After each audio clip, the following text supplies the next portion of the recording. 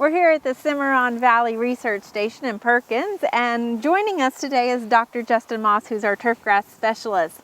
A couple of months ago, I approached Dr. Moss for a simple demonstration. I asked if he had some grass for us to kill to demonstrate solarization and the effects that it creates on our turf grass. And what I've learned is when you ask a researcher a simple question, you don't often get a simple answer. Instead, you get something like this. So, Dr. Moss, we're killing grass here, it looks like, definitely. Can you tell us a little bit about all the trials and this particular research project that we started here?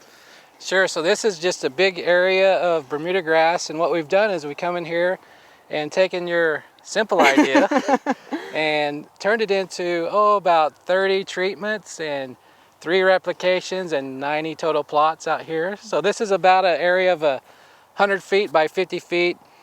And what you see here is every 10 by 5 feet, we put in a research plot. And one of the big things, because I've been a part of this and in the discussions, we wanted to make sure that this was something that was homeowner friendly. So we're not using products or materials that a homeowner can't get at a box store or either online or something like that. That's right. Such a common question, hey, I want to get rid of Bermudagrass. I want to put in a vegetable garden or a landscape bed, whatever it may be. How can I do that? But also, how could I do that if I didn't want to use glyphosate or a herbicide? So that's what this is. We have glyphosate here to test against, but we have numerous treatments that are organic, OMRI listed type products. Some are just all natural.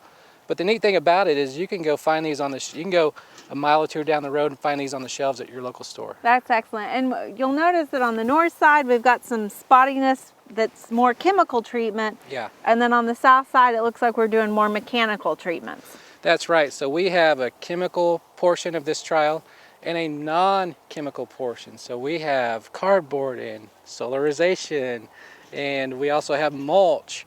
And then we have combinations of tillage plus cardboard plus mulch and everything in between. So. Okay, so if I was going to do this, I was just going to put some plastic and do the traditional solarization. Yeah. So we've got some students out here, and tell us a little bit of what really makes this true research. So what's really neat about this is we're not just going to come out here and evaluate and see what happens with our eyes, but we're going to use some scientific instruments to do that too. So we'll actually collect data. What we have right now, some students looking at some photographs. They use a light box to take a photo. So the box has lights inside of it. You put it over the plot so all the conditions are the same. The lighting is always the same on every picture, every plot. Snap a photo, take it back to the lab, analyze for green versus brown pixels. We'll see how much control we have in this Bermudagrass. Excellent. Well, this has only endured one treatment, one spray application. We've got our mechanical applications down, and there's more to come with that. Cover crops and things like that also. Well, we'll have it all going on.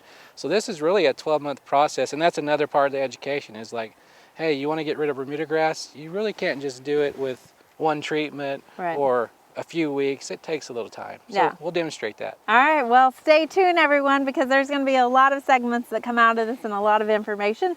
And thank you for turning that simple question into some real answers that we can use. Right, we look forward to you laying some mulch in the spring for us. All right, we'll do.